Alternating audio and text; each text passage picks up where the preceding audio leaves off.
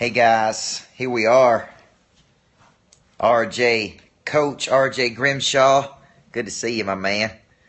I'll tell you what we're talking about this afternoon. If I can keep my voice, I've spoken a lot of times this week. And John Ashford, good to say hey to you, man. What I'm going to talk about this week today is how do you know if you won or lost?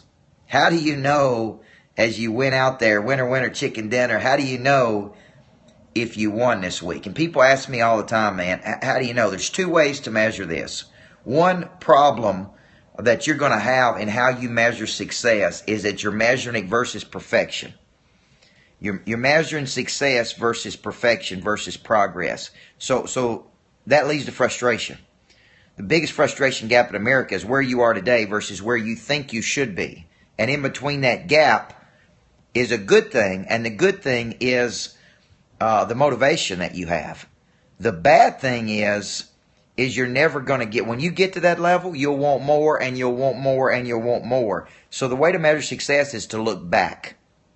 Look back at where you were in the past versus where you are today. And if you're not making any progress, you got every reason in the world to be frustrated. I mean, you got every reason in the world to be frustrated. So what you want is, like RJ said, you want more. But the way you look at success is you look at where I used to be in the past versus where I am today. And so look back 30, 60, 90 days, even look back at the beginning of this week. So that's one way to measure success, by looking back versus where you are today, okay? Are you better off today than you were yesterday? Brock Hamrick is right, okay? I'm not where I want to be, but thank God I'm not where I used to be. So one way is by looking back, because you're measuring actual versus ideal, which leaves you frustrated. Some of the most successful people I coach are the most frustrated. They do want more, and they stay in a frustrated, agitated state. Now, at the end of every week, I get 5 reports. I get 5 dials, what I call the 5 dials. And if you ever fly in an airplane or get up in the cockpit, out of all the dials they have, they tell us that there are 5 that are very important to the equation, okay? The 5 dials I get every week is I get number 1, sales. Where are we in relationship to our number? Every single week. Where are we in relationship to our dominant focus, the number we want to hit per 30 days. Okay? That tells me how much I need to thrust into next week, how much I need to push into next week, how much I need to turn the pressure up. That's number 1. I also get profit and loss every 5 days. I get accounts receivable every 5 days. Who owes us money? Contract versus invoiced. I get transaction detail where every single dollar is being spent. I get every 5 days. Now, here's 2 that most people are not measuring.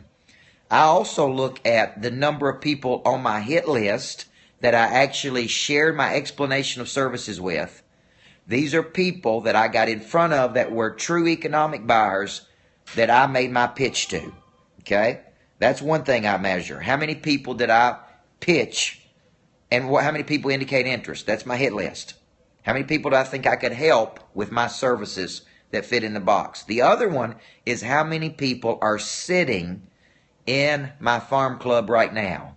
How many people are sitting in my farm club? That means these are people that have indicated interest in our services but have not bought. Not long ago, we had 188 people in our farm club.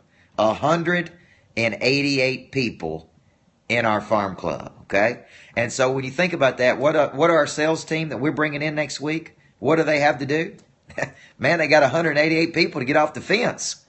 That's where they go to closing. So when you think about that, if you look at those dials, what are we measuring? Profit and loss.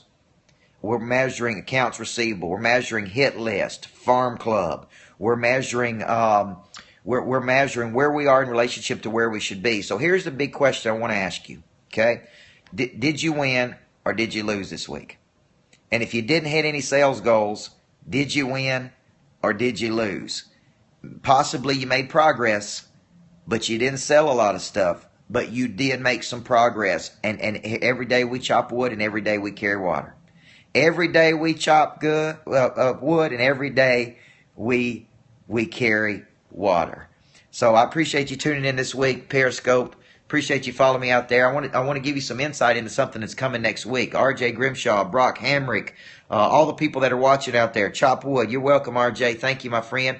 Next Tuesday, special edition of Super Coach. I'm bringing the pit bull of personal development. Larry Wingett and I are going to get together and blow it up together. Two pit bulls getting together. We're talking about the no whining zone at your personal home and in your business. I think people need to get tougher, man. They need to get emotionally tougher. Quit being so sensitive. I gave a presentation the other day, and the woman on the front row cried through the whole thing. I said, man, we got to get tougher. Got me thinking about the no whining zone. So Larry Wingett will be on the Super Coach show next Tuesday, 3 p.m. on the Whatever It Takes Network. And here's what I would tell you. Everybody needs a coach in life. You know, a good coach will do 3 things for you. Have conversations with you don't want to have. Make you do some things you don't want to do. But boy, they help you become something you didn't think you could become. I hope you won. And if you lost this week, hey, here's the beauty. We start over fresh at the end of the week. We start over fresh at the end of the week. Good luck, everybody. Have a great week. And thank you for watching the Super Coach today.